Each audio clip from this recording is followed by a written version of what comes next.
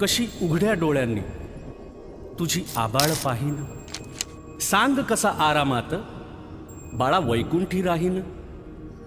आता सोडून पंढरी ठाई ठाई मी असतो, बघ तुझा जनार्दन आता जनात वसतो। तू संकटात असता कसा बसेन मी स्वस्थ, सांग रोज रस्त्यातून कोण घालतो रे गस्त।